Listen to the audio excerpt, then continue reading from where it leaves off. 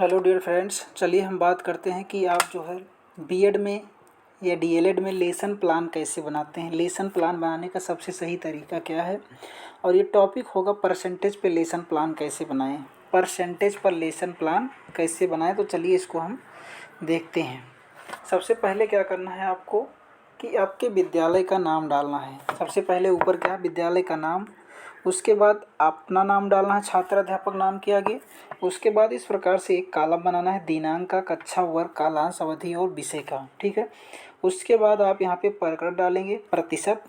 फिर उसके बाद क्या है कि सामान्य उद्देश्य हेडिंग डालेंगे। सामान्य उद्देश्य में आप लिखेंगे पहला पॉइंट कि विद्यार्थियों को गणित की शब्दावली जैसे संकेतों, सूत्रों, नियमों तथा सिद्धांतों आदि की जानकारी कराना तथा उनमें समझने की योग्यता विकसित करना। दूसरा पॉइंट लिखेंगे विद्यार्थियों को जीवन की व्यवहारिक समस्याओं में गणित का ज्ञान, कौशलों का उपयोग करने में कुशल बनाना। ठीक है। तीसरा पॉइंट लिखेंगे विद्यार्थियों को संश्लेषण, विश्लेषण, सोचने समझने, कारण बताने तथा तर्कपूर्ण चिंतन की योग्यता को विकास करना। उसके बाद अगला चौथा पॉइंट लिखेंगे कि विद्यार्थियों को गणित का ज्ञान कराकर तकनीकी युक्तियों के लिए तैयार करना। ठीक है। पांचवा पॉइंट है विद्यार्थियों को गणित का ज्ञान कराकर तकनीकी युक्तियों के लिए तैयार करना। उसके बाद छठा पॉइंट लिखेंगे कि विद्यार्थियों में गणित का ज्ञान कराकर अपने जीवन के अन्य क्षेत्रों में उपयोग करने की कुशलता प्रदान करना। छठा पॉइंट सातवां हो गया कि विद्यार्थियों में गणित विषय के प्रति रुचि उत्पन्न करना। आठवां पॉइंट है विद्यार्थियों को समय का सदुपयोग करने की क्षमता को विकसित करना।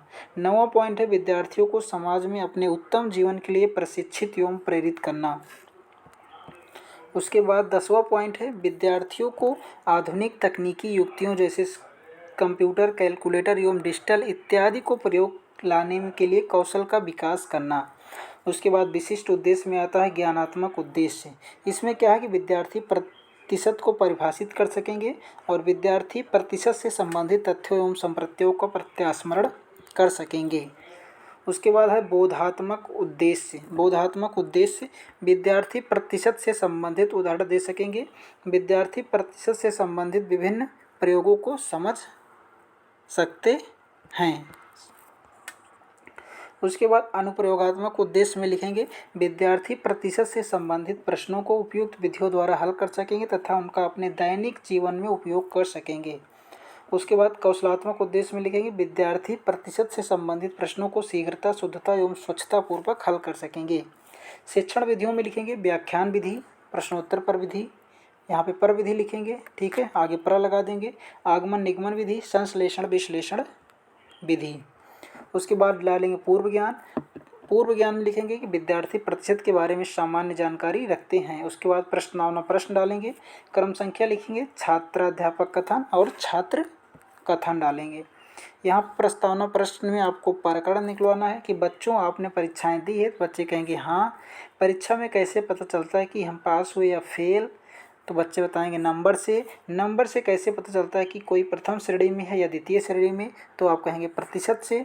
तो विद्यार्थियों आप प्रतिशत के बारे में क्या जानते हैं, बच्चों आप प्रतिशत के बारे में क्या जानते हैं, तो विद्यार्थी अनुत्तरित हो जाएंगे। समस्यात्मक प्रश्न बन गया। इस बारे में आपको फुल डिटेल एक्सप्लेन करना है आगे। चलिए फिर उसको देखते हैं। इस पे लिखना है आपको सबसे पहले उद्देश्य कथन। उद्देश्य कथन में आप लिखेंगे कि विद्यार्थियों आज हम प्रतिशत के बारे में विस्तृत अध्ययन करेंगे। उसके बाद प्रस्तुतिकरण है, शिक्षण विधि, छात्राध्यापक कथन, छात्र कथन और मूल्यांकन। अब इसमें चलिए देखते हैं। प्रतिशत आप डालेंगे शिक्षण विधि में और उसके बाद उसको एक्सप्लेन करेंगे। प्रतिशत दो शब्दों से मिलकर बना है, प्रति प्लस शत, जिसका अर्थ है 100 में कितना। प्रतिशत को इस प्रकार से प्रदर्शित करते हैं। छात्र ध्यानपूर्वक सुनेंगे। प्रतिशत का चिन्ह क्या होता है, मूल्यांकन के लिए प्रश्न हो गया हमारा। प्रतिशत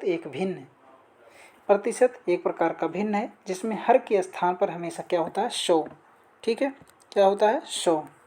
उदाहरण के लिए आप दे सकते हैं जैसे A% का मतलब A/100, B% का मतलब B/100 और 40% का मतलब 40/100। विद्यार्थी ध्यानपूर्वक सुनेंगे। 20% को कैसे लिखते हैं ये आपने मूल्यांकन के लिए पूछ लिया।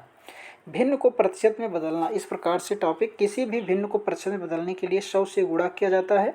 और जैसे 3/4 को प्रतिशत में बदलने के लिए 3/4 × 100 बराबर 75%। विद्यार्थी ध्यानपूर्वक सुनेंगे। 5/4 को प्रतिशत में बदलिए।